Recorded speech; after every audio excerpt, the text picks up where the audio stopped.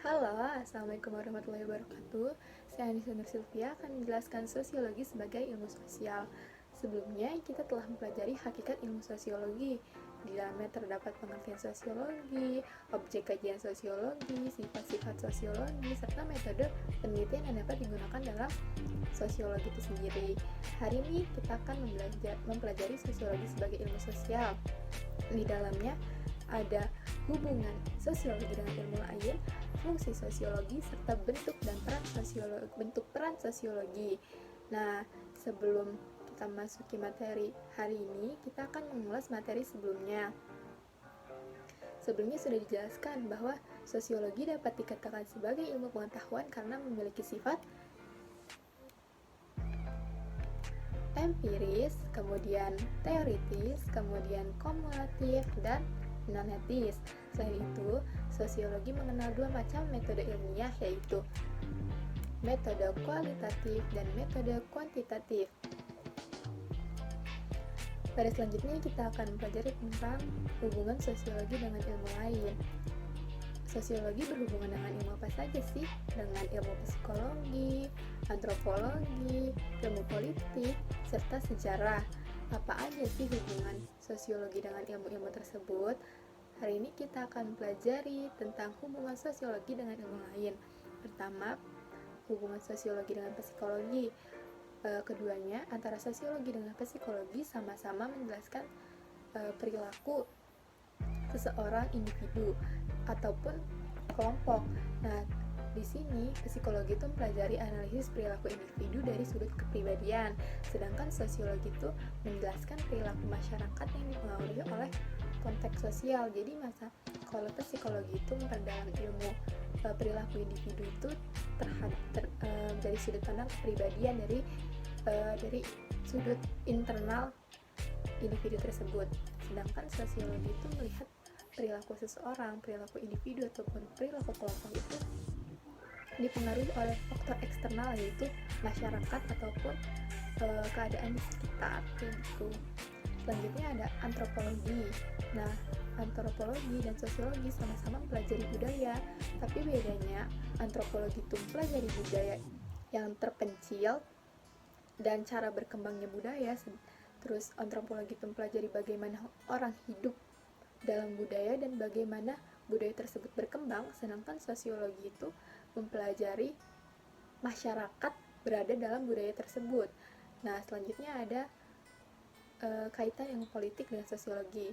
Ilmu politik itu mempelajari lembaga sosial dan sosiologi juga mempelajari lembaga sosial, tapi bedanya ilmu politik itu mempelajari lembaga sosial tertentu saja yang memang berkaitan dengan politik, sedangkan sosiologi mempelajari lembaga sosial secara luas, entah itu yang berkaitan dengan politik, ekonomi. Yang pasti sosiologi mempelajari lembaga sosial yang berkaitan dengan masyarakat.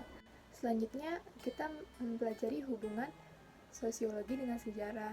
Keduanya sama-sama mempelajari tentang peristiwa ataupun hubungan di antara peristiwa tersebut. Kalau sejarah itu mempelajari kejadian atau peristiwa yang dialami manusia pada masa lalu, kemudian mencari hubungan antara peristiwa tersebut. Jadi peristiwa masa silam dengan peristiwa sekarang itu hubungannya apa, bagaimana perkembangannya. Sedangkan sosiologi itu mempelajari masyarakat yang timbul dari hubungan manusia dalam peristiwa tersebut.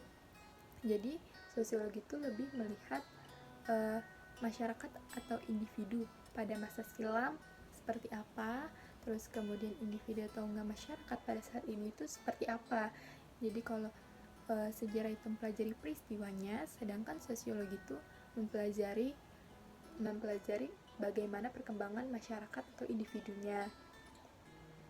Oke, next. Selanjutnya kita akan mempelajari fungsi sosiologi. Fungsi sosiologi itu terbagi menjadi dua.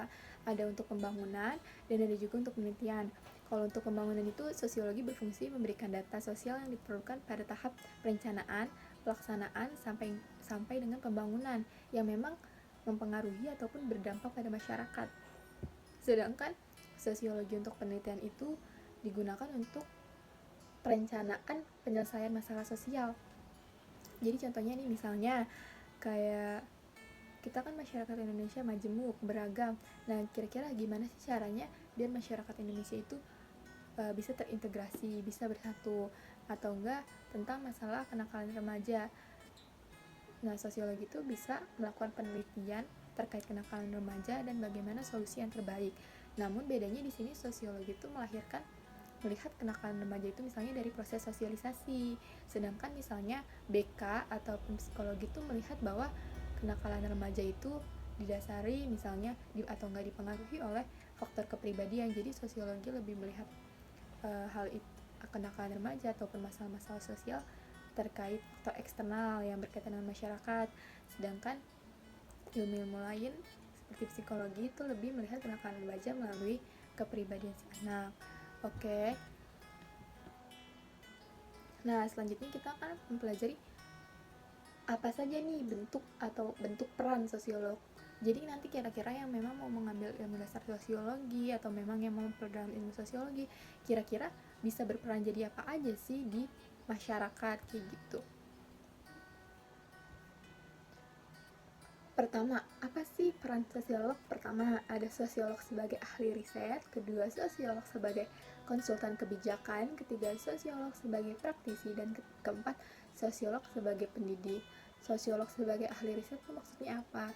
Jadi di sini sosiolog itu bertugas atau berfokus pada pengumpulan data dan penggunaan data kemudian diolah menjadi karya ilmiah, tapi fokus penelitian itu terkait tentang masyarakat, tentang permasalahan sosial seperti itu. Sedangkan sosiologi sebagai konsultan kebijakan, tugasnya adalah membantu perkiraan terkait kebijakan sosial agar mencapai tujuan yang diinginkan. Selain itu misalnya agar tidak terlalu berdampak buruk pada masyarakat, dicari kebijakan yang memang berpengaruh baik bagi masyarakat. Nah, itu tugasnya sosiolog sebagai konsultan kebijakan. Selanjutnya ada sosiolog sebagai praktisi. Apa sih yang dimaksud sosiolog sebagai praktisi? Maksudnya adalah di sini sosiolog itu bertugas memberikan saran terkait masalah hubungan masyarakat antara kelompok masyarakat tertentu satu dengan masyarakat lain, atau enggak hubungan etnis dan lain sebagainya. Selanjutnya, sosiolog juga bisa menjadi seorang pendidik. Tugasnya itu mengajar dan mengembangkan sosiologi sebagai ilmu pengetahuan. Contohnya adalah guru. Oke, kita telah sampai pada penghujung pelajaran. Jadi hari ini kita telah mempelajari hubungan sosiologi dengan ilmu lain, terus fungsi sosiologi dan peran sosiologi. Jangan lupa diulang-ulang dan diingat-ingat. Semoga penjelasan dari saya sudah dimengerti ya. Terima kasih. Assalamualaikum warahmatullahi wabarakatuh.